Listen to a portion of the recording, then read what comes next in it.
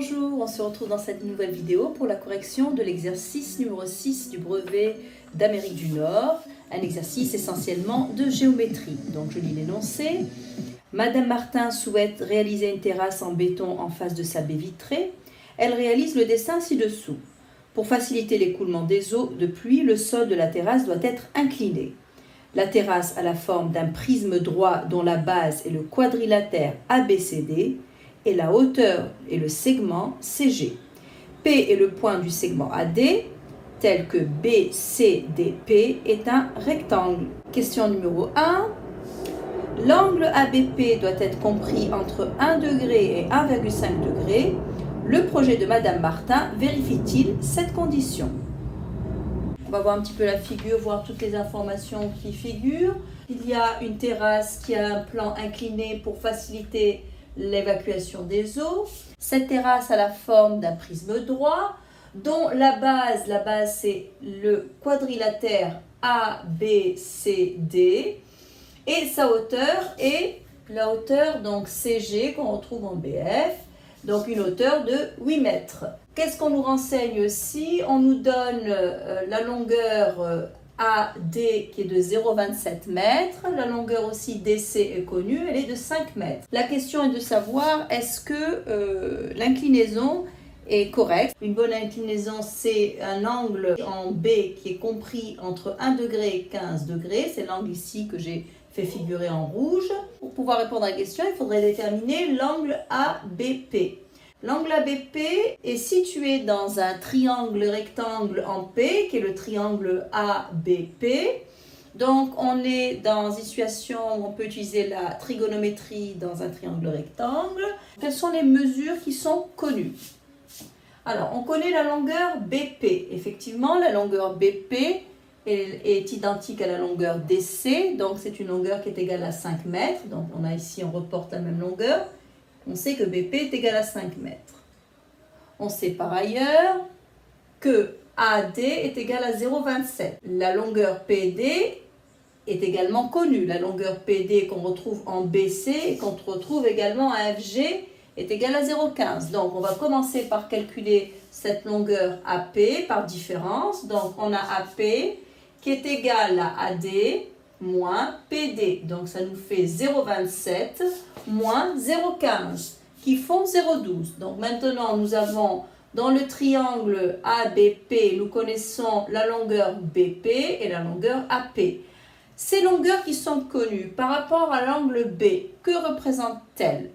Alors le côté AP est le côté opposé à l'angle en B.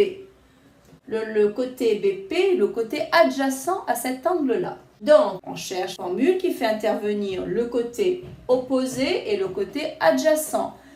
Cette formule-là, on la retrouve dans la tangente. En effet, la tangente de l'angle PBA, c'est le côté opposé divisé par le côté adjacent. Donc, c'est le côté opposé, c'est-à-dire AP, c'est la longueur AP, divisé côté adjacent qui est le côté PB. Donc, AP, on l'a calculé par différence, AD moins PD, qui ont donné 0,12. On a obtenu 0,12. Et la longueur PB est égale à 5 mètres. La tangente de l'angle PBA est égale à 0,12 sur 5. Nous souhaitons obtenir l'angle PBA. Donc, pour avoir PBA, il faut composer par la fonction inverse. Donc, PBA sera égal à la tangente moins 1 de 0,12 sur 5. Donc la fonction inverse de tangente moins 1, pour l'obtenir au niveau de la calculatrice, il faut faire la seconde fonction, puis taper sur la touche tangente. Et donc, on va obtenir une valeur environ égale à 1,37. Donc, on vient de démontrer que l'angle PBA est égal à 1,37 environ degrés. Donc, c'est bien un angle qui est compris entre 1 et 1,5. Donc, le projet de Madame Martin vérifie bien la condition requise. Question numéro 2. Madame Martin souhaite se faire livrer le béton nécessaire à la réalisation de sa terrasse. Elle fait appel à une entreprise spécialisée. À l'aide des informations contenues dans le tableau ci-dessous, déterminez le montant de la facture établie par l'entreprise. On rappelle que toute trace de recherche, même incomplète, pourra être prise en compte dans l'évaluation. On va déterminer le montant de la facture établie par l'entreprise. Donc, première donnée qui va intervenir dans le calcul du montant de la facture, c'est le volume de béton nécessaire à la construction de la terrasse. On rappelle, la terrasse a une forme d'un prisme droit dont la base est le quadrilatère ABCD. Alors, qu'a-t-il de particulier ce quadrilatère ABCD? Dans le quadrilatère ABCD, on sait que BC, le côté BC et AD sont parallèles. On sait aussi que l'angle en C ici est droit, également l'angle en D est droit. Donc, j'ai représenté ici ce quadrilatère, le voici, ABCD. Il s'agit d'un trapèze. On va le représenter, on va le faire tourner pour voir un peu plus clair. Donc, voici le même trapèze retourné, donc ABCD. Donc, on a une petite base qui était égale à BC, sa grande base AD et une hauteur de 5 cm. On rappelle que l'aire d'un trapèze, c'est grande base plus petite base, le tout multiplié par la hauteur divisé par 2. Donc, notre grande base ici, pour nous, ce sera AD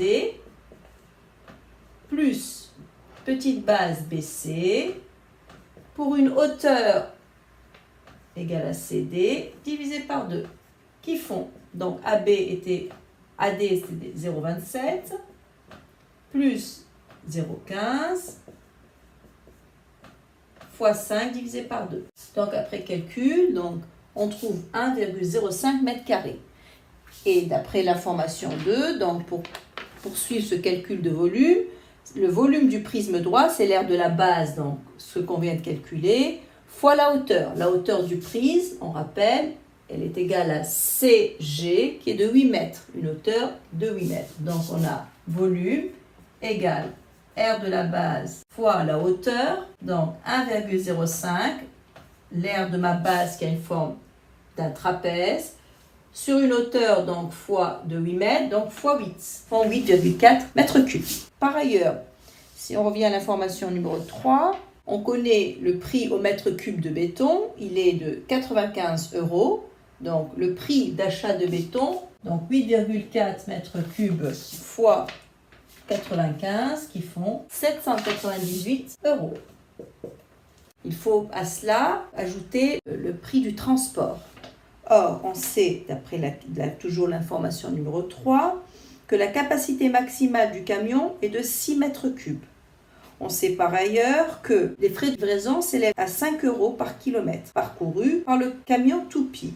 Et on sait aussi que la distance entre l'entreprise et la maison de Madame Martin est de 23 km. On va utiliser toutes ces informations-là pour chiffrer le coût du transport. Alors, première chose qu'il va falloir déterminer, c'est combien de voyages vont être nécessaires pour le transport de 8,4 mètres cubes de béton. Le camion ayant une capacité maximale de 6 mètres cubes, 2 voyages vont être nécessaires. Un voyage va nous permettre de transporter 6 mètres cubes. Donc, il va rester 2,4 mètres cubes à transporter. Donc, il faut 2 voyages. Donc, s'il faut 2 voyages, il y aura donc 2 allers-retours. La distance entre l'entreprise et la maison est de 23 km. Donc, un aller simple, c'est 23 km. Un aller-retour, ça sera 23 fois 2. Donc, 2 allers-retours, ce sera 4 fois 23 km qui font 92 km. Donc, maintenant, nous avons toutes les données pour conclure. On sait que les frais de liaison s'élèvent à 5 € par kilomètre parcouru. Donc, frais de livraison, puisque nous avons 92 km à parcourir.